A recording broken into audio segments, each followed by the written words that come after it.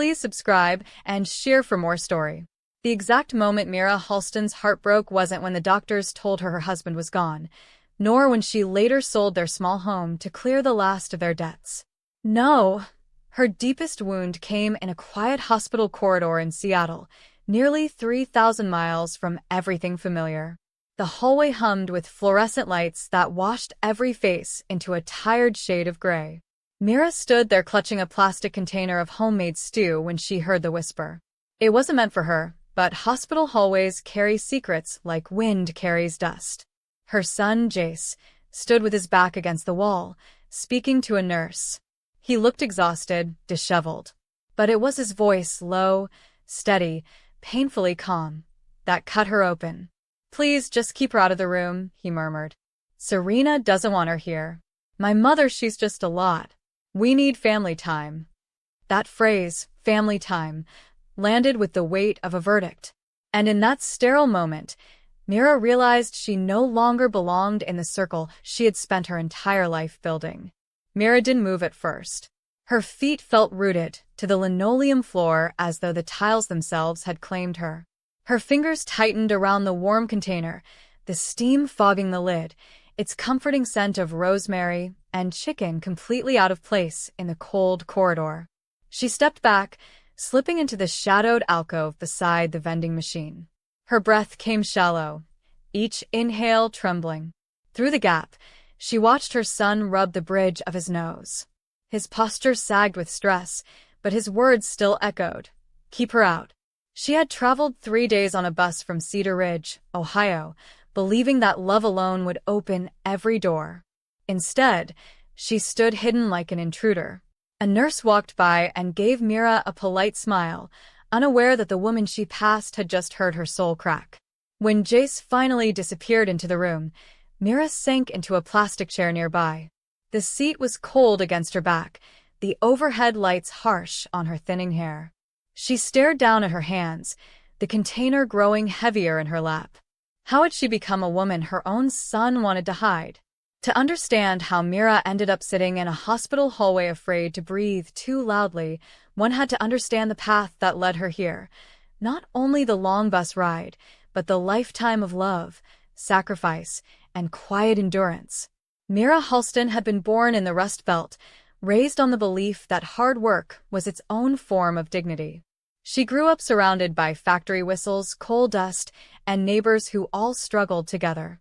When she married Rowan Halston, a steelworker with broad shoulders and a gentle voice, she believed her life was set on a steady, humble course. Rowan smelled of iron, pine soap, and safety. When their unexpected miracle, Jace, arrived when Mira was already 32, he became the sun of their small universe. Rowan adored him. Mira lived for him. And when Rowan fell ill years later, slowly, painfully, relentlessly, Mira worked every shift she could find to keep them afloat. At Rowan's bedside, in the final days, he held her hand and whispered, "Give the boy a life, Mira. Don't let him get stuck here." Mira carried that promise like scripture. After Rowan's death, Mira became a machine built from love and grief. She waitressed double shifts at the Valley Diner, cleaned offices at night, and took in hemming work on weekends. Her hands were always red and raw, but she never complained. Every dollar she earned pushed Jace closer to the future Rowan wanted for him. And Jace, bright, ambitious Jace, rose to meet every opportunity. He studied late into the night, earned scholarships, and eventually graduated top of his class. When he left for Seattle to work in the tech sector, Mira stood on the porch waving until his car disappeared, tears streaming down her face, half pride, half the ache of letting him go. At first, he called constantly, then weekly, then monthly. Then, "Mom, I'm really swamped right now," became his frequent excuse. Mira didn't protest. She told herself this was the cost of success. That was what Rowan had wanted. But when Jace introduced her to Serena Vale, everything changed. Serena was polished, confident, raised in a family that hosted charity galas. To Serena, Mira was an artifact, a polite inconvenience, be their wedding was small, exclusive, curated by Serena's mother, Maribel Vale, a woman whose pearls alone cost more than Myra's old Chevy. Maribel adjusted Jace's tie, organized the guests, and delivered the main toast, speaking as though she had raised him herself. Mira sat at a distant table, clapping with stiff fingers and a trembling smile. After the ceremony, Jace approached her, radiant. "Mom, wasn't it perfect?" he asked. Mira nodded. "It was beautiful, sweetheart." But inside, she felt herself drifting from him like a leaf on a widening river.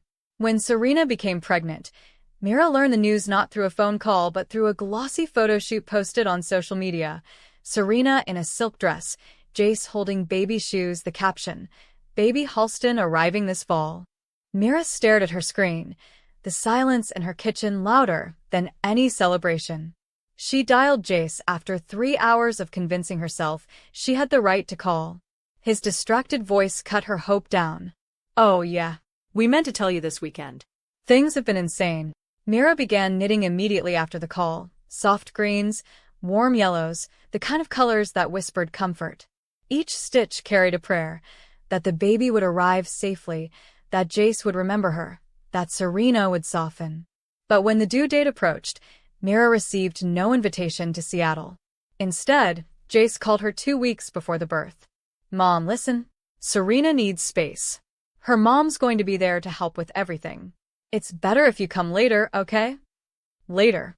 The word sliced cleanly through her.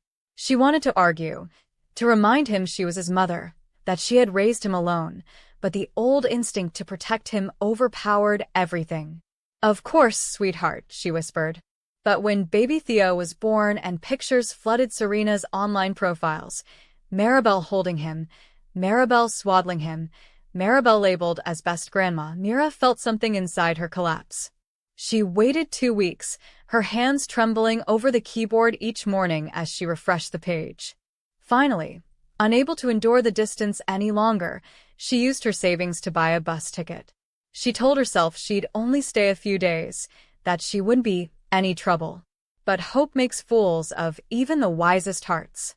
The bus ride from Ohio to Washington was long, 3 days of stiff seating, stale air, and the murmurs of strangers. But Mira watched the scenery with pride blooming in her chest. She was going to meet her grandson. She imagined holding Theo against her chest, singing Rowan's old lullaby, whispering stories of the man who would have adored him. She didn't tell Jace she was coming until she was an hour from Seattle. "Surprise," she texted him gently. She pictured him running down the hospital steps in joy. Instead, when he appeared in the lobby, his face was pale, tight with panic. "Mom," he hissed, grabbing her elbow, "you can't just show up like this." I brought stew," she said, lifting the container as though it could shield her. "Serena's recovering. She's sensitive," Jace muttered, glancing around as if Mira were a liability he needed to hide. "I just want to see Theo," she whispered. Jace exhaled sharply. "Fine. 5 minutes. But don't touch anything. And please keep your voice down." Mira nodded, shame burning through her. She followed him down the hall, the weight of his rules pressing onto her chest like a stone. When she stepped into Serena's hospital suite, the air felt colder somehow, sterile, curated, forbidden. Serena lounged in bed, scrolling through her phone, her hair sleek, her posture impeccable. She looked up, her expression freezing mid-scroll. "Oh, Mira," she said, her tone the verbal equivalent of wiping dust off a table.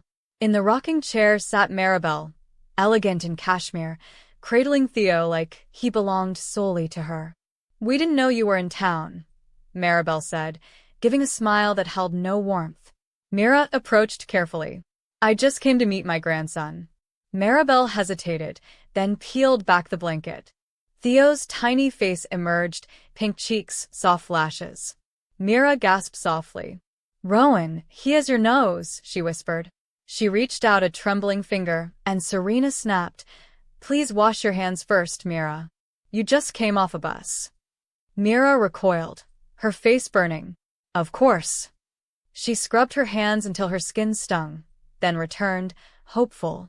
Maribel allowed her to hold Theo for mere seconds before pulling him back. "He's hungry," she said. I'll give him to Serena. Just like that, Theo was gone. 5 minutes. Exactly 5 minutes. Mira checked the clock as Jace guided her toward the door. We need rest, he said, avoiding her eyes. Where are you staying? Mira swallowed. She had assumed, naively, that she would stay with them. I found a motel nearby, she lied. Outside, the Seattle drizzle clung to her clothes as she walked to a cheap motel that smelled of old cigarettes. The bed creaked beneath her as she sat down, stew still warm in her hands. The tears came slowly at first, then in waves. She cried for Rowan, for the life she had built, for the love she had poured into Jace, as if it were an endless well. The next day, she met them once for lunch. Serena barely spoke.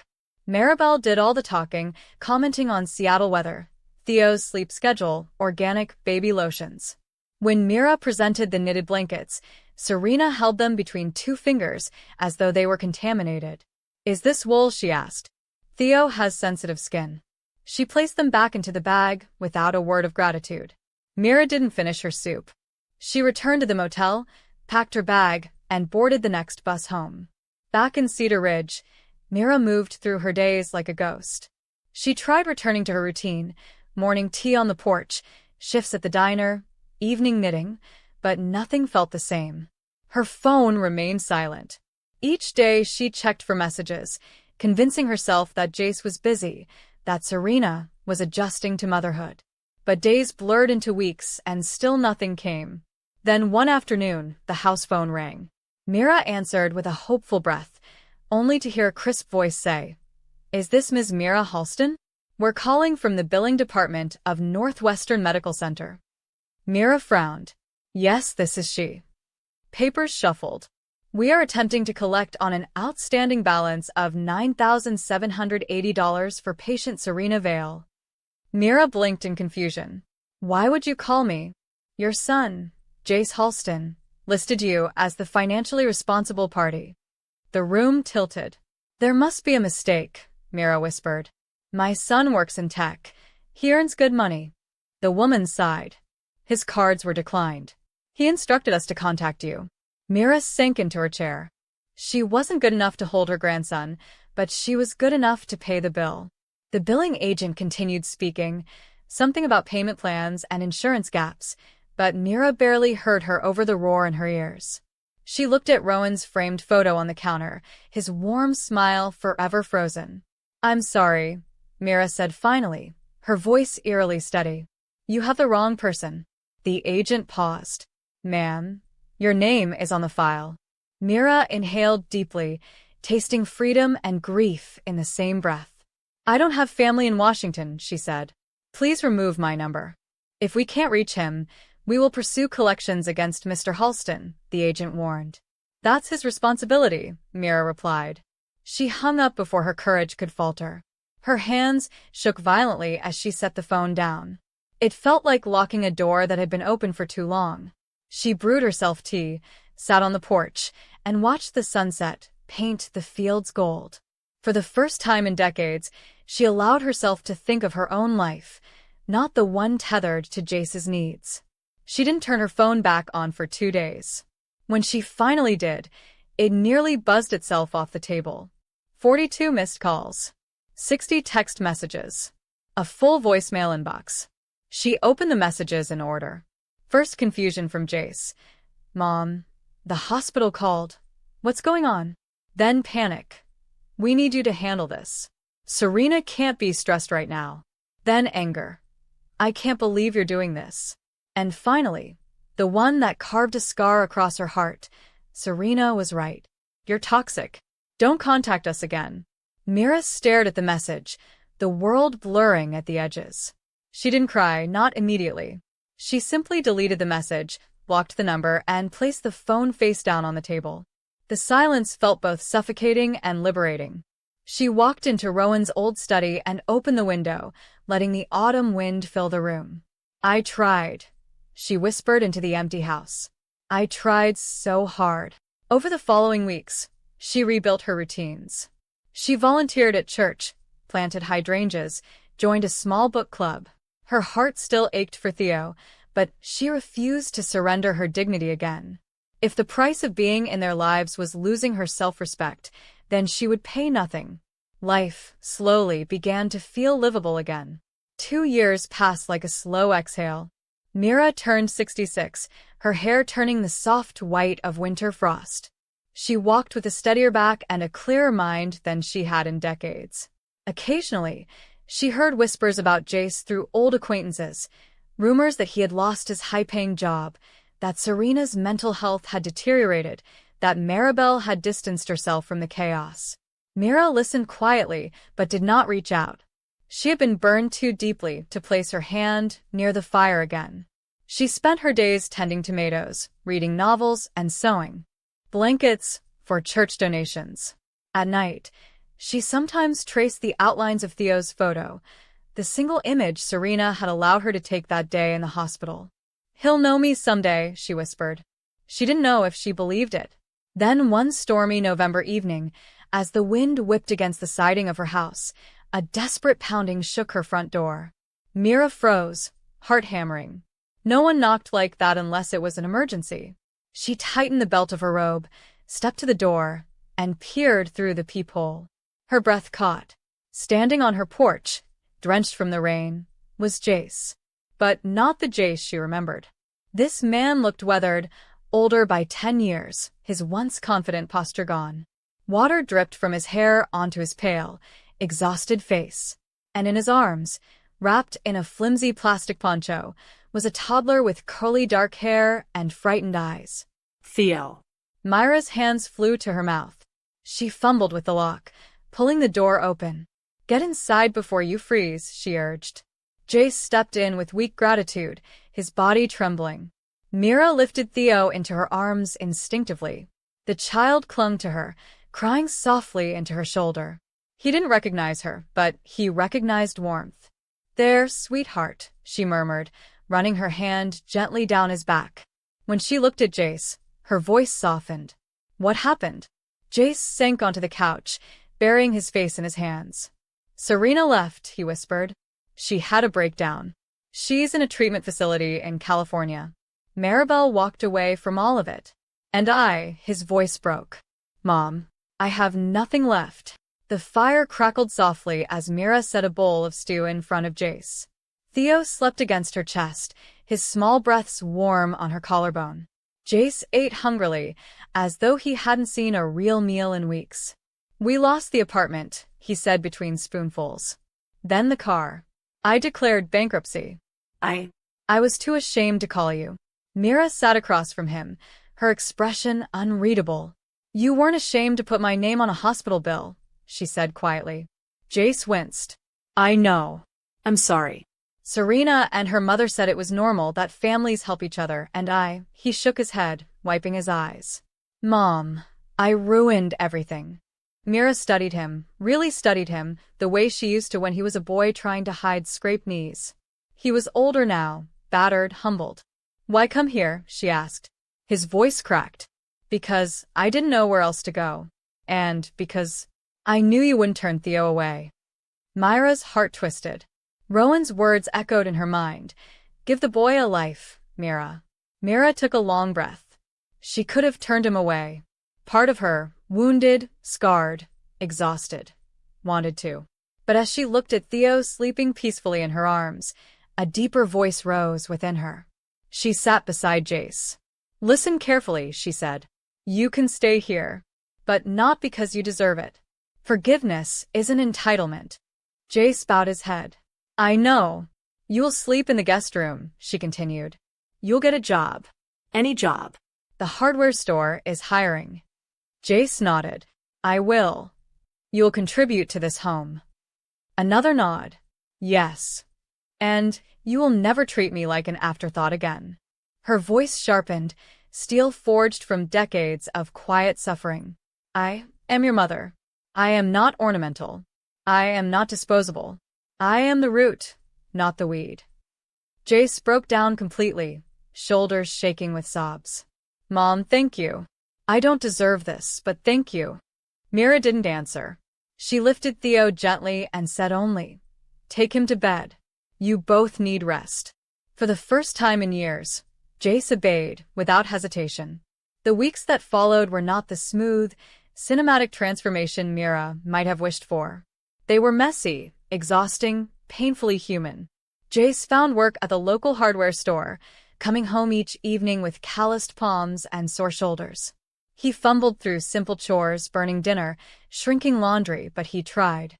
And Mira, hardened by years of neglect, remained firm. When he slacked, she corrected him. When he replayed old excuses, she cut them short. Theo became the small thread, pulling them together. He cried often at first, confused, grieving the mother who had vanished from his world. But he adjusted. Mira taught him how to hold a spoon properly, how to stack blocks, how to say please and thank you. Slowly, cautiously, Jace began to help. One evening, while washing dishes beside her, he said, "I don't think I ever realized how much you did until now." Mira didn't respond. She simply handed him a towel. Healing, she knew, wasn't measured in apologies. It was measured in consistency. Spring arrived quietly in Cedar Ridge. The hydrangeas bloomed in soft blues and pinks, and the backyard filled with the gleeful squeals of Theo chasing fireflies. Mira watched from the porch one warm evening as Jace knelt in the grass beside him. "Hold the jar steady, buddy," Jace coached.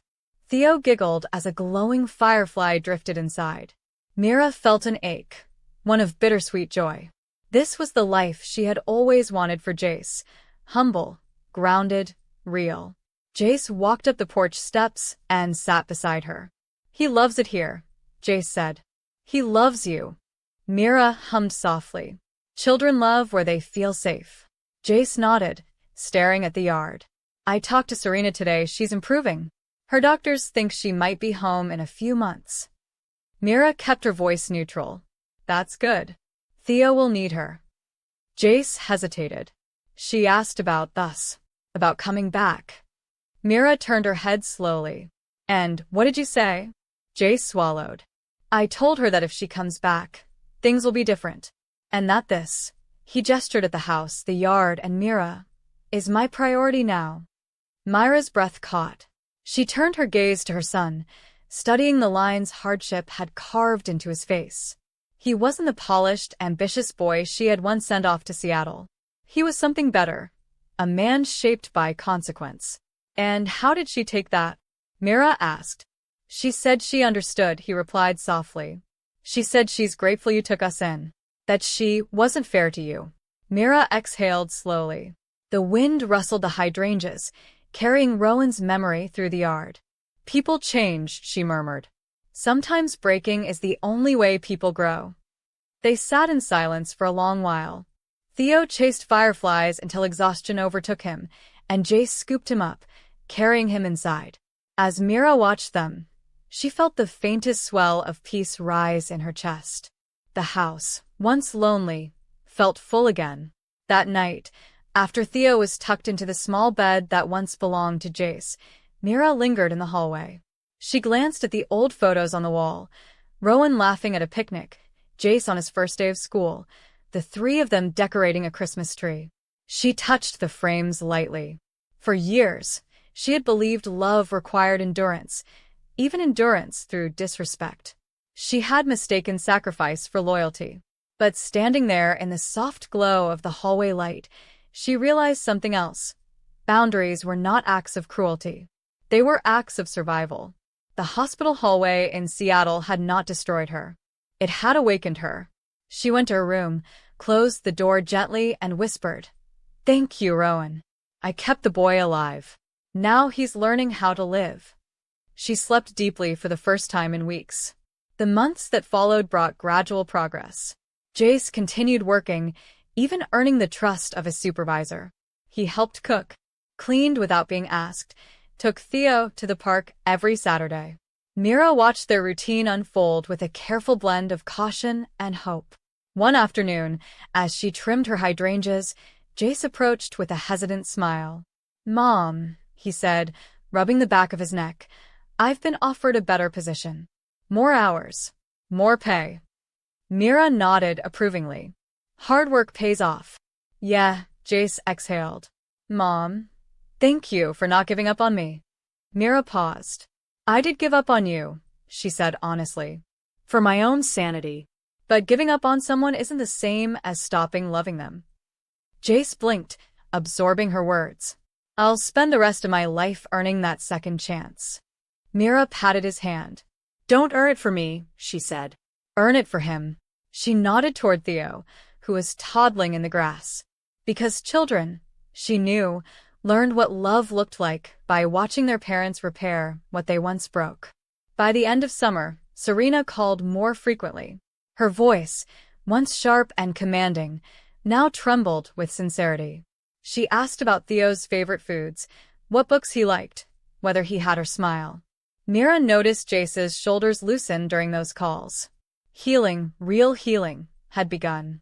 When Serena visited for the first time since her breakdown, she walked into Myra's home with timid steps. She looked nothing like the poised woman from Seattle, her eyes softer, her posture humbled. Theo hid behind Myra's skirt at first, clutching the fabric. Serena wiped her eyes. I'm sorry, she whispered. For everything. Mira nodded, neither cold nor welcoming, just honest. You have a long road ahead, she said. Serena nodded. I know. But I want to be better. For him. Myra's gaze shifted to Theo. Then start there, she whispered. Serena knelt and opened her arms. Hi, sweetheart. It took a moment, but Theo stepped toward her. As weeks passed, Serena visited consistently, each time more grounded than before. She played with Theo in the yard, read him picture books, learned how to braid the small curl of hair at the back of his head. Mira watched closely, not to judge but to understand. People damaged by pride can heal, she had learned, but only with truth and humility. One afternoon, as Serena packed up Theo's toys, she said quietly, Mira, I know I treated you terribly. I don't expect forgiveness. Mira looked at her steadily. Forgiveness isn't a gift, she said. It's a process. And you're starting it the right way. Serena nodded, wiping her eyes. Thank you for raising him when I couldn't. Mira answered gently. Thank you for trying to come back. It wasn't a truce. It wasn't closure.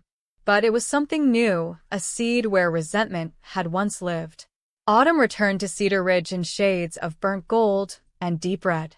Theo started preschool. Jace received a promotion. Serena continued her treatment and rebuilding. Life was far from perfect, but it was real, messy, fragile, beautiful.